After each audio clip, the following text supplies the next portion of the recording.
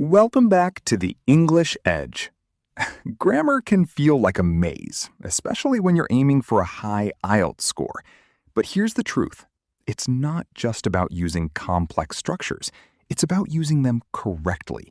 Your grammar range and accuracy accounts for a crucial 25% of both your writing and speaking scores. Even small repeated errors can be the difference between a band 6 and a band 7. Today, we're going to tackle 5 of the most common and impactful grammar mistakes IELTS students make.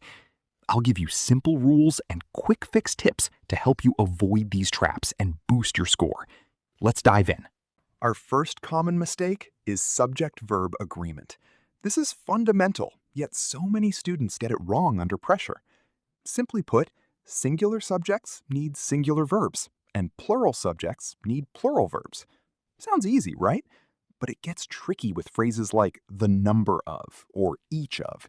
For example, many students write, the number of cars are increasing.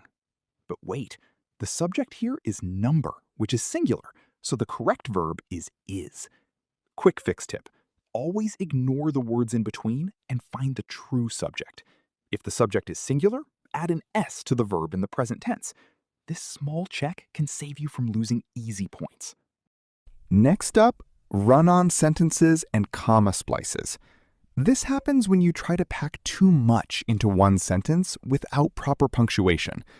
A run-on is when two sentences are just pushed together. A comma splice is when you try to join them with only a comma, and a comma is just not strong enough. Quick fix tip. Use the period test.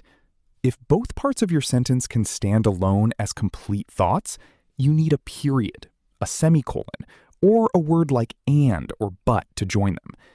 Mastering this shows the examiner you have control over your sentence structure, which is key for a higher band score.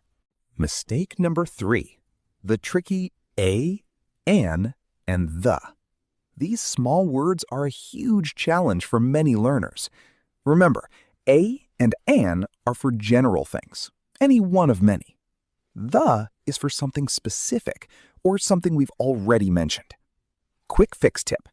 If you're talking about a general concept like unemployment or pollution, you usually don't need the. But if you're talking about the unemployment rate in 2023, it's specific, so you need the.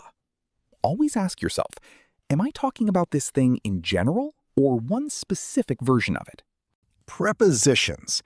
Words like in, on, at, and with are often misused because they don't always follow clear rules. They often depend on the words they are partners with. For example, you agree with a person or idea, but you depend on something. Quick fix tip. Don't just learn prepositions alone. Learn them as part of a phrase or collocation. Instead of just learning on, learn depend on, focus on, and impact on. This makes it much easier to remember the correct preposition when you're writing or speaking. Finally, let's talk about tense inconsistency. This is when you start a sentence in the past, but accidentally switch to the present.